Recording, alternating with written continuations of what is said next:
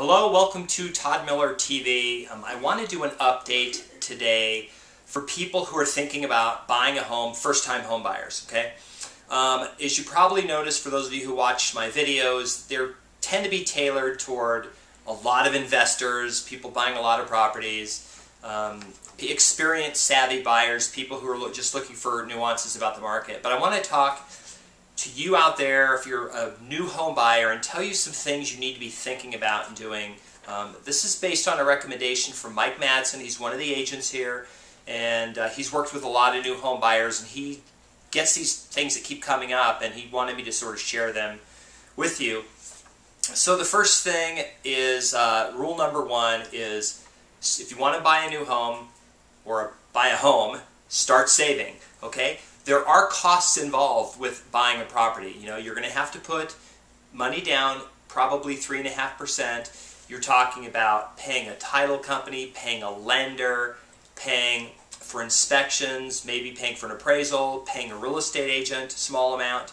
So you're going to have to pay the people involved, have to have a down payment. You're going to have closing costs. There's going to be some costs. You know, they could be up to 8%. So, you know, on a $100,000 house, you could be out of pocket $8,000, but you know, in the end, obviously, it's worth it. There's a reward, and that's a topic for a whole nother video. Okay.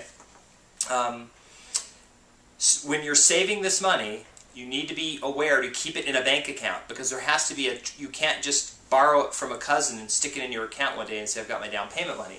The banks need to see that it's coming from you. They're going to ask for 2 months of bank statements. If they don't see it in there, it's not seasoned, meaning it hasn't been in there long enough. They're not going to let you use the money because they're afraid you pulled it from some credit line or somewhere else. Okay, all right.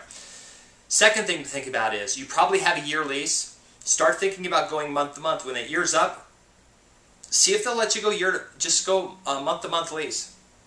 Chances are, if you sign a year lease and then you want to get out, they're going to take your security deposit away from you. It's all negotiable, but you know, if you want to buy a house and that's stopping you, and look, I've seen people miss out because they waited 6 months and then the house they wanted's gone, and maybe it's worth $20,000 more and now it's not affordable for them. Okay. Rule number 3 is get pre-approved now. Now, a lot of people out there say, but Todd, I don't want to have my credit pulled, blah, blah, blah. You know what? The bottom line is you don't know how much you can afford. You can go online to Lending Tree, places like that. Go to a lender here that is actually going to do the loan. Have them sit down and do it just like you're applying right then, because you want to know everything. Look at your credit report and ask them, what can I do to make it better? Like, what if I make this number better? Like, if you get your middle score up 10 more points, you might be into a different bracket, different loan program, and a better interest rate, and may save you thousands of dollars, so it's worth it to do that. Get pre-approved, find out what's on your credit, see what you can do to get that score up, because this is going to be super important. Plus, it's going to tell the agent how much you can afford and what your monthly payments are going to be. Okay? All right, rule number 4, look at a blank purchase agreement. What typically happens is as the agent, sit down with the person, hand them all the paperwork, go through it, they sign it all, but if you read the whole thing, what I'm going to do is, down below this on Todd Miller TV, so if you're watching this on YouTube, you're going to have to go find this video on Todd Miller TV. I will put a link to a blank purchase agreement, all 11 pages, you can read through it, look at everything in there, it explains the whole thing. You can see what the timelines are, what the constraints are. It'll give you a good idea of what you're getting into. Rule number 5 is, this was one of Mike's recommendations, get an aggressive agent. Any real estate agent can go on the MLS and look for properties. That doesn't take a ton of skill. It's pretty easy to search. You're probably doing it yourself online. The advantage an aggressive agent has is they're out there networking with other agents, and they're talking to them about their pre-listing inventory. And the better agents know each other. You know, when that one client really wants the house and that agent knows the other agent, you have a way better chance of getting it accepted than just being some nameless person who throws in an offer. There's a lot to be said for who you know. So having an agent who's well connected, who knows the other agents, is going to be huge, because that way they understand that your client's probably legitimate, and that they're going to communicate that to the seller, hopefully. All right. Number 6, have reasonable expectations. You know, I know you probably looked on Zillow 6 months ago and saw this really smoking deal that was 80 grand. That house, you know, it was listed under price. It was probably trashed. Whatever the thing is, that house doesn't exist anymore. So if you're walking out there thinking you're going to get this smoking deal for X, and you're finding out the houses are more, just be realistic with those expectations, okay? the bottom line is whatever you're paying in rent, it's almost certainly you're going to pay less and own the house and have a mortgage. Okay? It's almost certain. That's how investors make money. They buy the house, you rent it from them, they make money. Okay? If it was costing them more money to own it than for you to rent it, they wouldn't do it.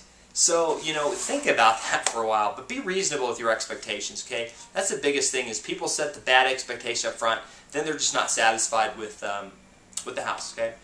Now, point number 7, I wrote, be flexible.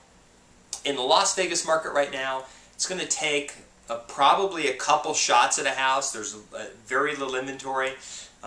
Everyone's going after the same houses. You have to be very flexible. You know, if your first offer doesn't get accepted, don't sweat it. Just keep going until that agent gets you a house. And, you know, the ultimate goal here is home ownership. We know 85% of all renters today state they someday want to own their house. We also know that 20% of all people this year said they want to buy a house in the next 12 months. We know there are people out there getting ready to buy.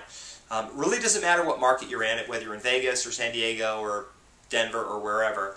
The bottom line is all these rules are going to be the same for everywhere you go. So anyway, I just want to give an update to you, that sort of first-time new home buyer. And when I mean new home, it could be a resale home, but it's new for you. It's the first house you'd be maybe buying. To sort of get you on the right path. You can do a lot of this without the agent, as far as getting a pre-qual and getting and saving and doing that. What would help is if you did identify the agent up front, you met with them, they could at least make sure that whoever's doing your loan is reputable, that there's somebody that can get it done.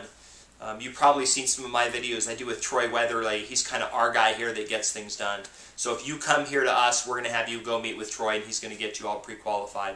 So, but it's really a key thing. But a lot of this you can sort of do on your own. And then when you're ready, you need to give us a call or call whoever is going to be your agent. Anyway, that is my update for today. I hope it was helpful for you, and hope to see you on another video. Thanks.